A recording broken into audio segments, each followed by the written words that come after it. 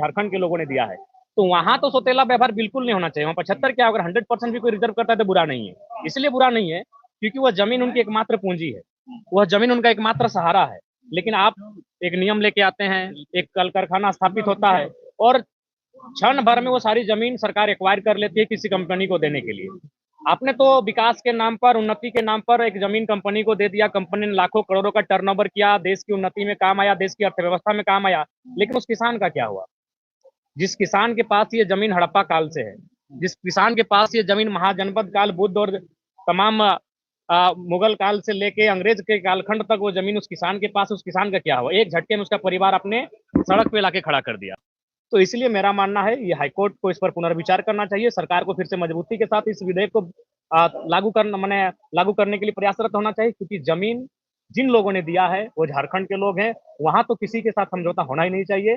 वहां 75 क्या, अगर कोई 100% भी आरक्षण लेके आता है तो मैं उसके पक्षधर हूँ। जयराम जी क्या हाईकोर्ट किसी दबाव में देखिए, बिल्कुल दबाव है इसमें, कहीं ना कहीं आज आप सबको मालूम है कि आज जो भी आ, विषय हैं वो कहीं ना कहीं दबाव के कारण ही आते हैं, तो ये बहुत दुर्भाग्य की बात है। हाँ, जमीन हमने दिया है तो वहाँ हक हमारा हो, इस बात को हाईकोर्ट को भी सुनिश्चित करना चाहिए। जी, आज सबसे पहले दो पार्ट होंगे आज के सत्र का। पहला होगा राज्यपाल महोदय का जो अभिभाषण हुआ है, उसके संदर्भ में अपना पक्ष विपक्ष लोग प्रस्तुत करेंगे।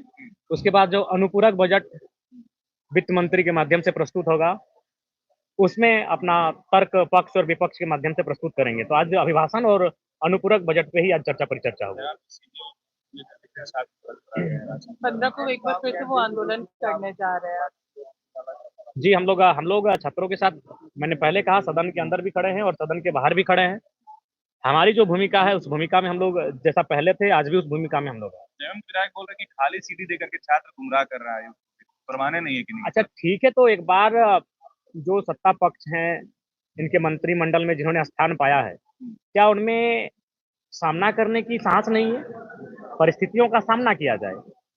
आपको अगर लगता है कि छात्रों के एविडेंस, तर्क अगर बेबुनियाद हैं, तो आप सामना करके उनको क्लियर कीजिए ना। अगर अगर आपको लगता है आप सांच हैं, तो सांच को आंच कैसा जांच कीजिए। सांच को आंच नहीं होना चाहिए, उसकी जांच होनी चाहिए। और मैं आज फिर इस बात को सदन में उन दो विषयों के बीच इस विषय को मैं ऐड करके उठाने का प्रयास करूंगा।